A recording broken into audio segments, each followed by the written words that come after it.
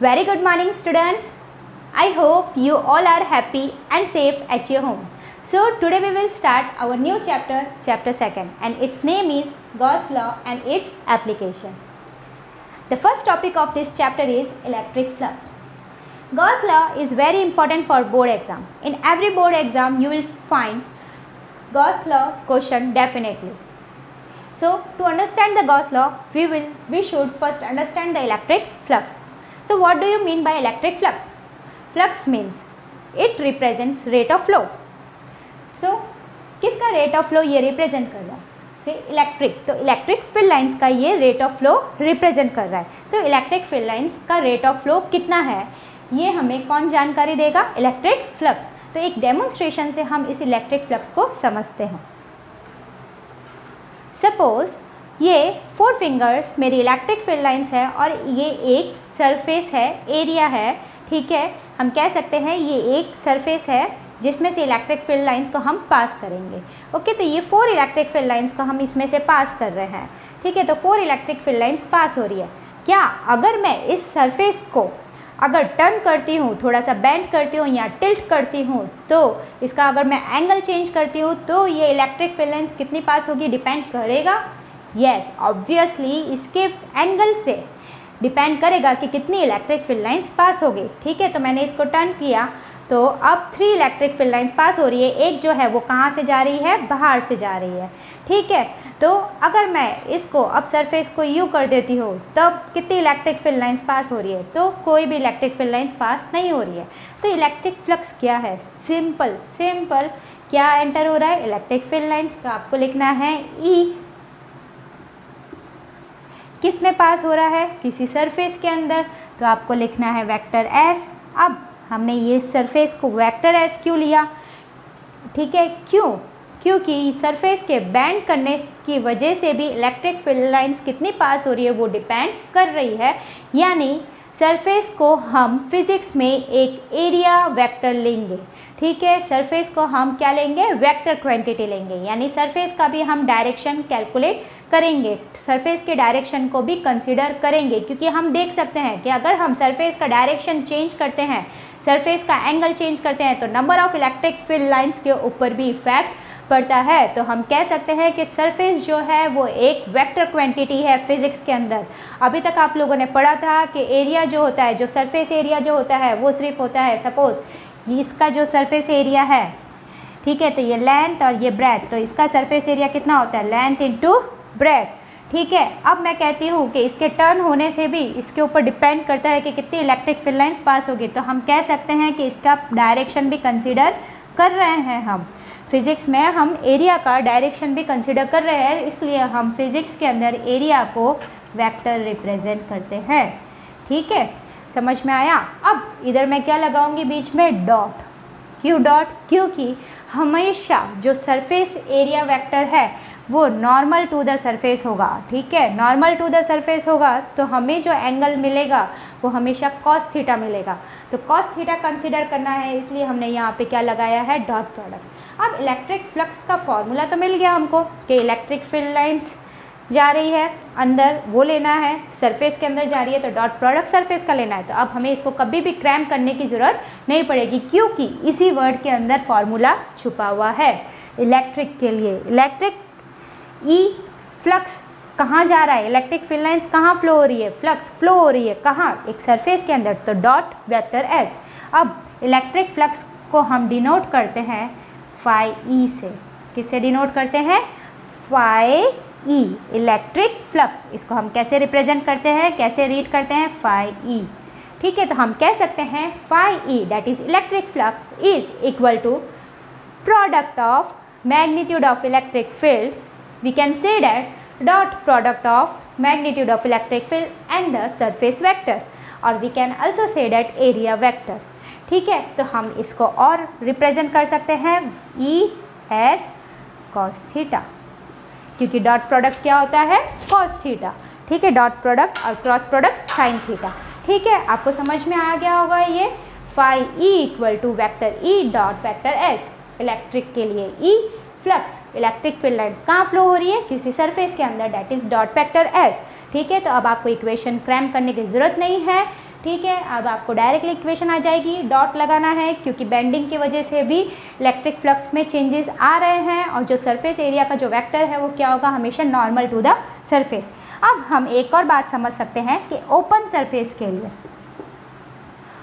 Surface के लिए जो एरिया वेक्टर है वो आउटसाइड भी हो सकता है और इनसाइड भी हो सकता है। हम इस डायरेक्शन में भी ले सकते हैं और इस डायरेक्शन में भी ले सकते हैं। ये X axis positive X axis that means I cap, ठीक है, ये negative X axis that is minus I caret. Okay, तो दोनों डायरेक्शन हम ले सकते हैं ओपन सरफेस में, बट क्लोज सरफेस के अंदर हम सिर्फ आउटवर्ड डायरेक्शन को ही लेंगे। इट इज़ कन्वेंशनली मतलब ये एक रिवाज है, फिजिक्स ने एक रूल बना दिया है कि अगर क्लोज सरफेस होगा तो हमें आउटवर्ड डायरेक्शन को ही कंसिडर करना है।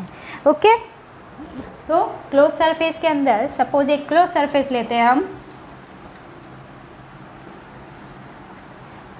उसमें हमें इनसाइड डायरेक्शन को कैलकुलेट नहीं करना है, ठीक है। तो ये है हमारा सपोज क्लोज सरफेस। तो ये जो आउटवर्ड डायरेक्शन है हम उसको ही कंसिडर करेंगे। यहाँ पे मैंने वेक्टर डी एस क्यों लिखा है, क्योंकि ये बड़ा सरफेस है तो मैंने इस सरफेस के छोटे छोटे स्मॉल इंटीग्रल पार्ट्स कर दिया।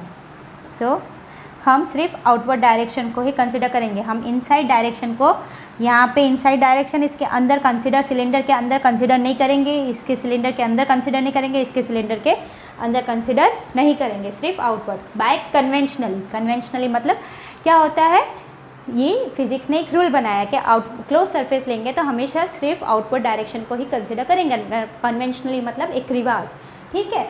ये आपको समझ में आ गया। तो इलेक्ट्रिक फ्लक्स क्या होता है, it is the magnitude, it is the dot product of magnitude of electric field to the surface vector, ठीक है, normal to the surface, that is phi E equal to E S cos theta. इसको कैसे represent करेंगे हम, phi E S cos theta.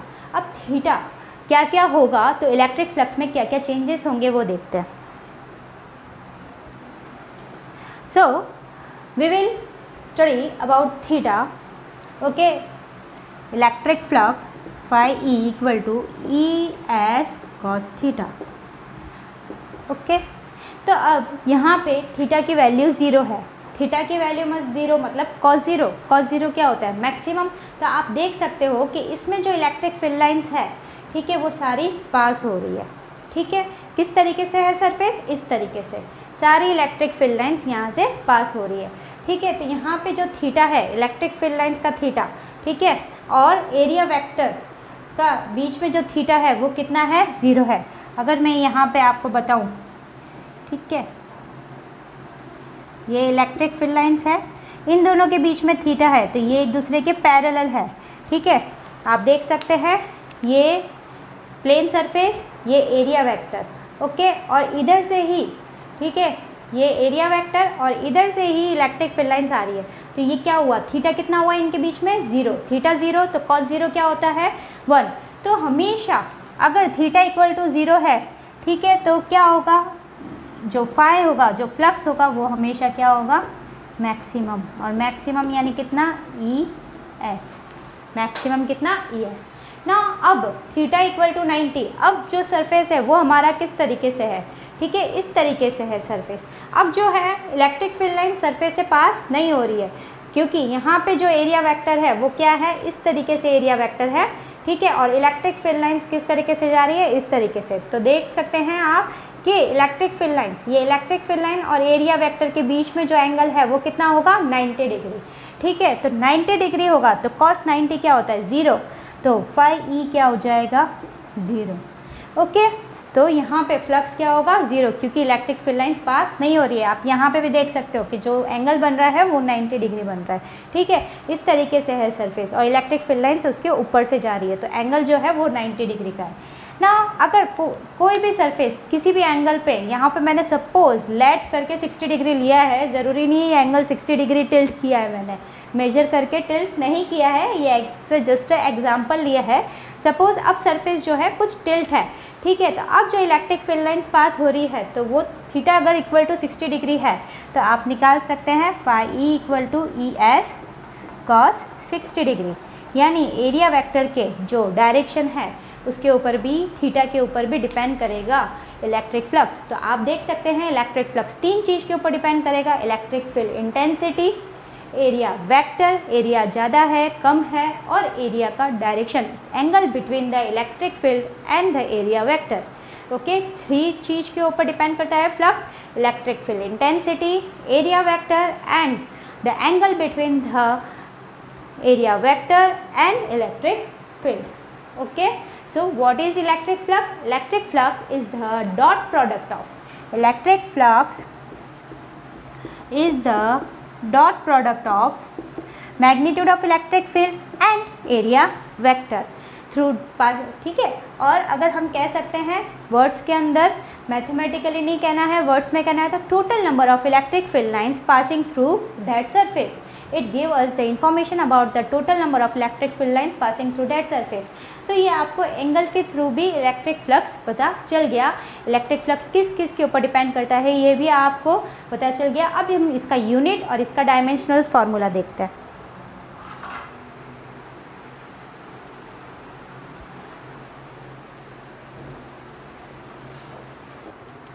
अब हम इसका electric flux का यूनिट और डायमेंशनल फार्मूला। तो इलेक्ट्रिक फ्लक्स की पहले मैं डेफिनेशन लिख लेती हूँ, इक्वेशन।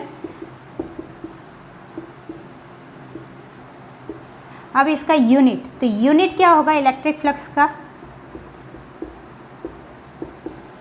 आप बता सकते हैं। ई का यूनिट क्या होता है, E equal to F upon Q, तो न्यूटन और क्यू का कूलम। तो हम कह सकते हैं न्यूटन पर कूलम ई का, और एस क्या है, एरिया का क्या होता है मीटर स्क्वायर, एरिया हमेशा मीटर स्क्वायर में मेजर किया जाता है, न्यूटन मीटर स्क्वायर पर कूलम। तो हम कह सकते हैं इसका यूनिट क्या है, न्यूटन मीटर स्क्वायर पर कूलम। इस तरीके से हम इसका यूनिट लिख सकते हैं, ये ऐसा यूनिट है इसका ना। इसका डायमेंशनल फार्मूला निकालना है हमें, तो हम डायमेंशनल फार्मूला निकाल सकते हैं। न्यूटन मतलब KG metre per second square. Newton किसका है यूनिट, फोर्स का, फोर्स मतलब मास इनटू एक्सेलरेशन, तो मास यानी केजी, एक्सेलरेशन मतलब मीटर पर सेकेंड स्क्वायर, तो KG metre per second square. तो न्यूटन का किस तरीके से ओपन करेंगे, KG metre per second square, coulomb का ए टी। ओके, तो यहाँ पे हम ले सकते हैं एम्पियर सेकेंड, फिर टी में मीटर स्क्वायर। ओके, तो हम इसको अब इस तरीके से लिख सकते हैं, केजी मतलब m1, मीटर 3, तो L3, S सेकेंड का स्क्वायर और 1, T, और ये 3 नीचे है, ऊपर जाएगा तो -3, और एम्पियर ऊपर से नीचे जाएगा तो -1। कूलम मतलब Q, ठीक है, Q का charge coulomb that is Q equal to IT, Q equal to IT। तो Q मतलब कूलम और I मतलब एम्पियर और T मतलब सेकेंड टाइम, तो coulomb equal to ampere into second, coulomb into ampere into second, newton equal to KG metre per second square. Okay, तो ये आपको आ गया m1, L3, ये S2 और ये 1, तो 3 ऊपर जाएगा तो T -3, A -1। तो ये आपका इसका डायमेंशनल फार्मूला। ठीक है, अब एक और चीज़ देखनी है हमें फ्लक्स में, ठीक है, ऐसा यूनिट हो गया, डायमेंशनल फार्मूला हो गया। अब एक और चीज़ देखते हैं हम फ्लक्स में कि फ्लक्स अगर सरफेस के बाहर जा रहा है तो पॉजिटिव होगा या नेगेटिव, और सरफेस के अंदर आ रहा है तो पॉजिटिव होगा या नेगेटिव। ओके, लेट्स सी।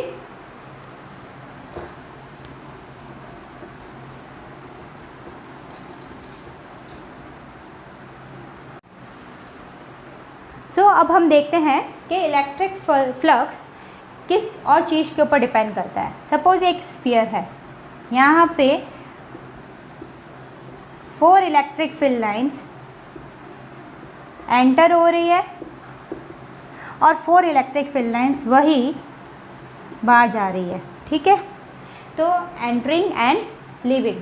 ठीक है, तो 4 इलेक्ट्रिक फील्ड लाइंस एंटर हो रही है और 4 इलेक्ट्रिक फील्ड लाइंस बाहर जा रही है। तो यहाँ पे इस स्फीयर का जो फ्लक्स होगा वो क्या होगा, 0, क्योंकि जितनी number of electric field lines enter हो रही है उतनी ही बाहर निकल रही है। अगर 4 पर्सन एंटर हो रहे हैं, 4 पर्सन बाहर जा रहे हैं, तो रूम में कितने पर्सन हुए, ऑब्वियसली 0, तो फ्लक्स क्या होगा, 0।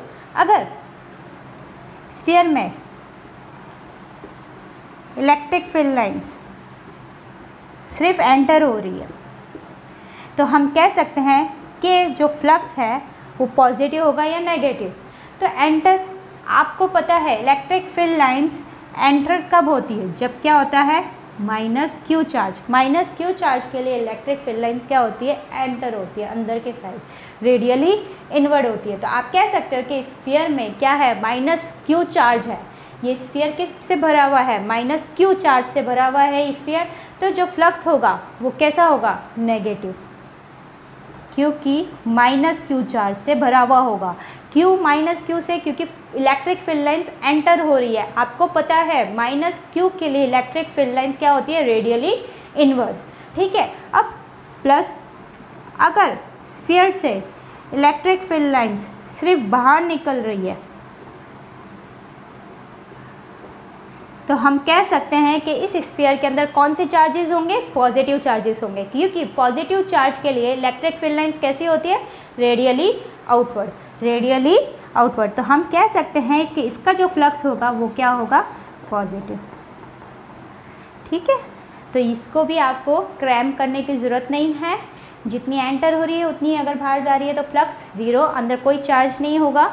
ठीक है, ज़ीरो चार्ज। और यहाँ पे अगर सिर्फ एंटर हो रही है तो अंदर ऑब्वियसली नेगेटिव चार्जेस होंगे। ठीक है, क्योंकि नेगेटिव के लिए electric field lines radially inward होती है। और अगर सिर्फ स्फीयर में इलेक्ट्रिक फील्ड लाइंस आउटवर्ड आ रही है, ठीक है, तो फ्लक्स कैसा होगा, पॉजिटिव, क्योंकि पॉजिटिव चार्ज के लिए electric field lines radially outward होती है। ठीक है, ये आप ड्रॉ अपने नोटबुक में कर सकते हैं। ठीक है, वैसे मैंने इन वर्ड्स PDF फाइल में लिख रखा है सब चीज़ें। ओके, तो PDF फाइल जो है आप इस चैप्टर की डिस्क्रिप्शन लिंक से डाउनलोड कर सकते हैं, और मैंने कमेंट बॉक्स के अंदर भी आपको डिस्क्रिप्शन दे रखा है इस चैप्टर की PDF का। जो मैंने टॉपिक पढ़ाया है उतना ही PDF मैंने उसमें डिस्क्रिप्शन लिंक में और कमेंट बॉक्स में डाल रखा है, तो आप उसमें से लिख सकते हैं। अगर आपको इसको रिप्रेजेंटेशन में चाहिए तो आप वीडियो को पॉज करके या वीडियो का इसका स्क्रीनशॉट भी ले सकते हैं। ठीक है, अगर आपको डायग्राम के फॉर्म में बताना है, क्योंकि मैंने PDF में इसको सिर्फ सिंपल वर्ड्स के फॉर्म में रिप्रेजेंट किया है। Entering the field lines, so flux is negative, leaving the field lines, so flux is positive, इस तरीके से रिप्रेजेंट किया है। ओके, तो आई होप आपको ये टॉपिक इलेक्ट्रिक फ्लक्स अच्छे से समझ में आया हो। अगर आपको ये टॉपिक अच्छे से समझ में आया तो आप इस वीडियो को लाइक करें और इस चैनल को सब्सक्राइब करें और ज़्यादा से ज़्यादा स्टूडेंट्स को शेयर करें, जिससे ज़्यादा से ज़्यादा स्टूडेंट्स को हेल्प मिले। So thank you, all the best.